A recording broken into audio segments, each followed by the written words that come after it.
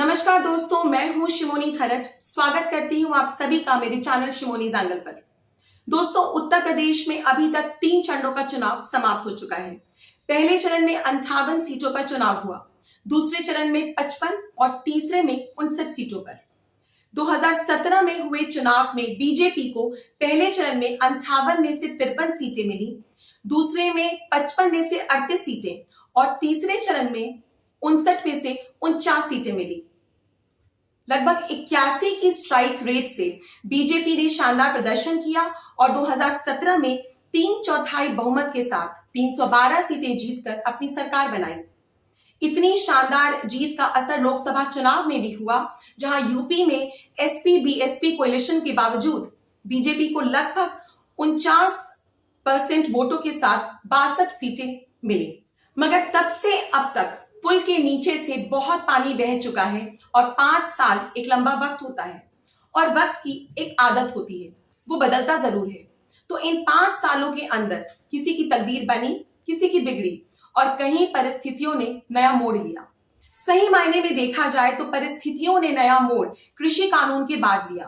केंद्र सरकार द्वारा सितंबर 2020 में लाए गए कृषि कानूनों के अमल में आने के बाद से ही चीजें बहुत तेजी से बदलने लगी।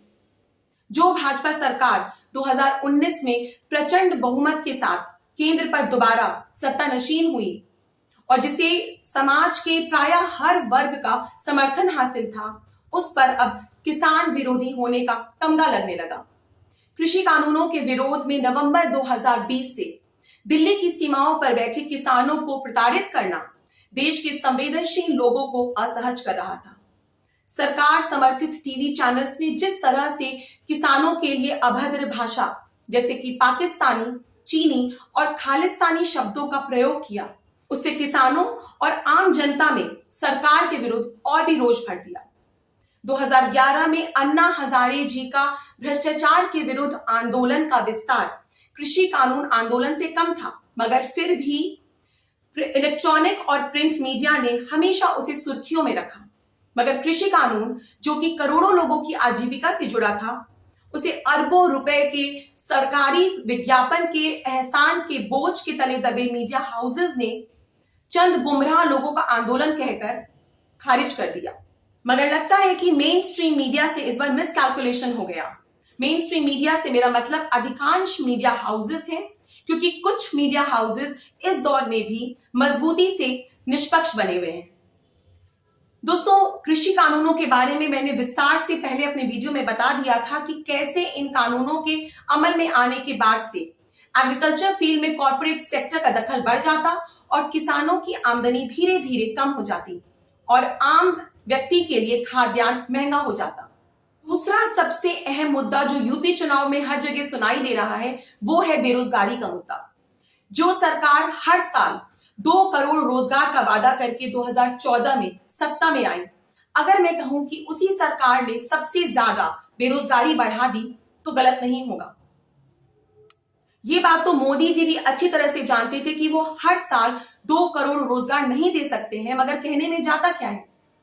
8 नवंबर 2016 को 8 बजे लिया गया नोटबंदी डीमोनेटाइजेशन का निर्णय एक बहुत ही जल्दबाजी में लिया गया गलत निर्णय था।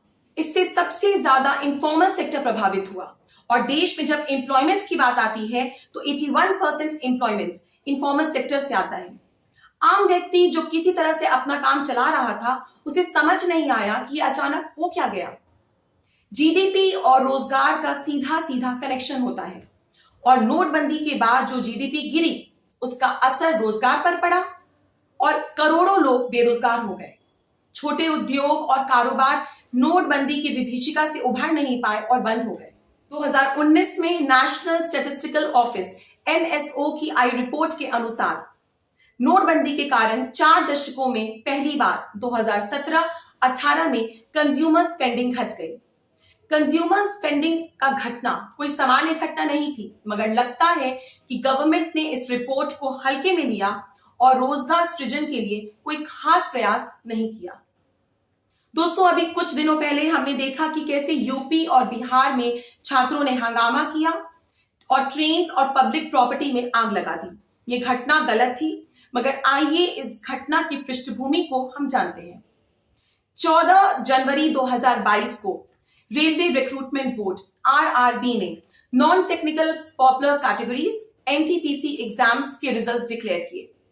रिजल्ट्स पर छात्रों का आरोप है कि जितनी भर्तियां अनाउंस की गई थी, सिलेक्शन के टाइम पर हाई कट ऑफ मार्क्स दिखाकर भर्तियों में कटौती कर दी गई, और वो भी तब जब स्वयं रेलवे मिनिस्टर ने कहा है कि रेलवे में लगभग 2,65,000 पद रिक्त हैं। एनटीपीसी एग्जाम्स में 3 साल की देरी और अन्य एग्जाम में बार बार पेपर लीक होना ही छात्रों के लिए बहुत था, और इस बार उनका रोष सड़कों पर उतर आया, जिसका परिणाम आगजनी की वो घटनाएं थी जो सारे देश ने देखा। मगर ये कोई पहला मौका नहीं था जब यूपी में अनएम्प्लॉयमेंट के अगेंस्ट युवकों ने प्रदर्शन किया। दिसंबर 2021 में यूपी टेट एग्जाम, जिसके द्वारा 69,000 असिस्टेंट टीचर्स की भर्ती होनी थी, उसमें हुई इरेगुलरिटीज के कारण युवकों ने प्रोटेस्ट किया।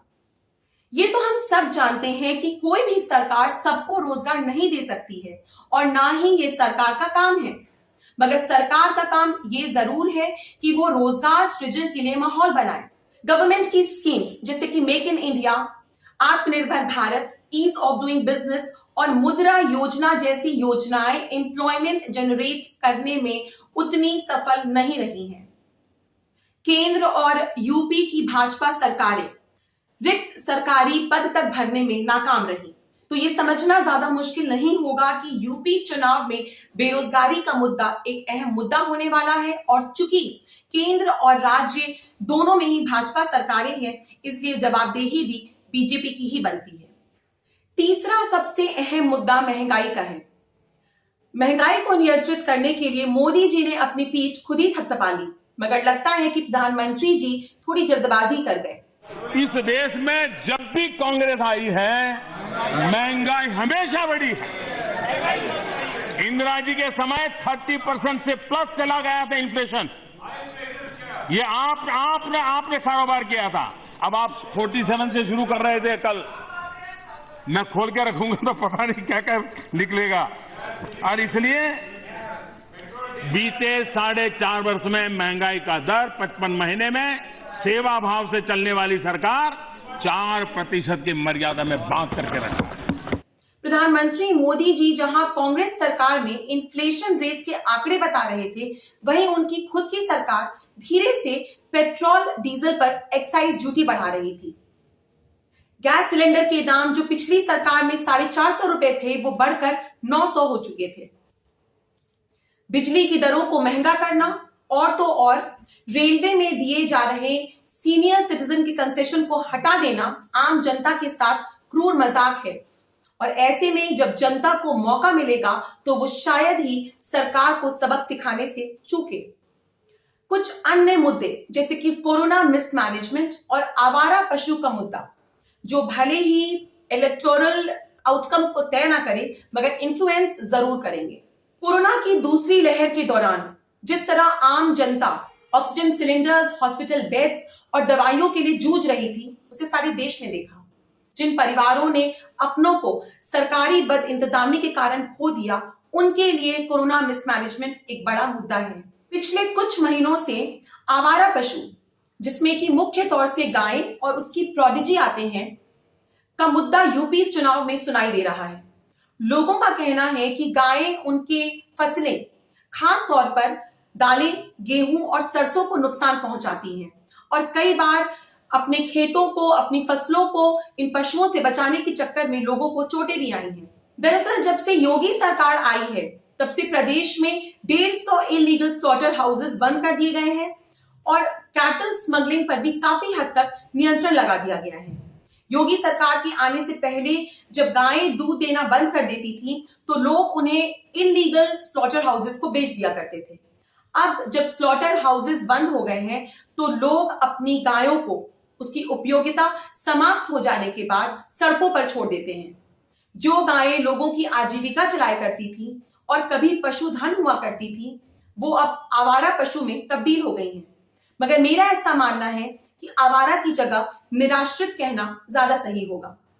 लोगों ने स्वयं अपने पशुओं को सड़कों पर छोड़ दिया और फिर उसे आवारा पशु कहने लगे। मगर ये बात बिल्कुल सही है कि आवारा पशु की समस्या एक गंभीर समस्या है और सरकार द्वारा काउ प्रोटेक्शन सेंटर्स को 586 से बढ़ाकर 5617 करने पर भी इस समस्या का हल नहीं निकाला जा सका। सरकार को इस मुद्दे पर और ज्यादा ध्यान देने की आवश्यकता थी। बीजेपी की नाकामियों और विफलताओं के बावजूद अगर वो दोबारा सत्ता में आती है तो इसका सबसे बड़ा कारण होगा प्रदेश में इंप्रूव्ड लॉ एंड ऑर्डर। ऐसा परसेप्शन है कि सपा सरकार में कानून व्यवस्था चरमरा जाती है और गुंडों और माफियाओं का दखल सत्ता में बढ़ जाता है। एसपी गवर्नमेंट, चाहे उसमें मुख्यमंत्री मुलायम सिंह रहे हो या फिर अखिलेश यादव, कानून व्यवस्था में दोनों ही विफल साबित हुए हैं और लोगों को डर है कि अगर सपा की सरकार बनी तो असामाजिक तत्व एक बार फिर से हावी हो जाएंगे, जो अभी फिलहाल योगी सरकार में या तो जेल में है या फिर डर के मारे छुपे हुए हैं। मौजूदा बीजेपी गवर्नमेंट ने इंफ्रास्ट्रक्चर पर भी खासा ध्यान दिया है, जिसका प्रमाण है पूर्वांचल एक्सप्रेसवे, आगरा लखनऊ एक्सप्रेसवे और कुछ अन्य एक्सप्रेसवे जो फिलहाल अंडर कंस्ट्रक्शन है। उत्तर प्रदेश भले ही हेल्थ और एजुकेशन के मामले में बाकी देश से पीछे है, मगर जिस स्पीड से वहां एक्सप्रेसवे का निर्माण हो रहा है उससे उत्तर प्रदेश को एक्सप्रेस से उत्तर प्रदेश भी कहा जा रहा है। भावनात्मक मुद्दों को कैसे चुनावी सफलता की सीढ़ी बनाया जा सकता है, ये भाजपा से अच्छा और कोई नहीं जानता। अयोध्या में भगवान श्री राम के भव्य मंदिर का निर्माण हो या बनारस में काशी विश्वनाथ कॉरिडोर का सुंदरीकरण और विस्तार, भाजपा हमेशा से ही खुद को सनातन धर्म का सबसे बड़ा उपासक दिखाते आई है और हिंदूवादी पार्टी की छवि का उसे हमेशा लाभ भी मिला है। उत्तर प्रदेश में अभी भी 4 चरणों का चुनाव शेष है और अब जब चुनाव पश्चिम से पूरब की ओर बढ़ रहा है तो ऐसे में ये देखना दिलचस्प होगा कि पूर्वी उत्तर प्रदेश, जो कि पश्चिमी उत्तर प्रदेश से आर्थिक तौर पर पीछे है, किन मुद्दों पर वोट करेगा। धन्यवाद दोस्तों, आज का वीडियो यहीं तक। आशा करती हूँ वीडियो पसंद आया होगा। वीडियो अच्छा लगा हो तो इसे लाइक दीजिए, आपके लाइक से मुझे बहुत मोटिवेशन मिलता है। अगर आप मेरे चैनल पर नए हैं तो चैनल को जल्दी से सब्सक्राइब करिए और आज का वीडियो आपको कैसा लगा मुझे कमेंट बॉक्स में लिखकर जरूर बताइएगा। मैं आपके कमेंट्स का बेसब्री से इंतजार करती हूँ। आप मुझे ट्विटर और फेसबुक पर जरूर फॉलो करिए फ्रेंड्स, और फ्रेंड्स सब्सक्राइब जब आप करेंगे तो आप ऑल का ऑप्शन प्रेस कर दीजिएगा। तो दोस्तों मुलाकात होगी बहुत जल्दी नेक्स्ट वीडियो में। जय हिंद दोस्तों।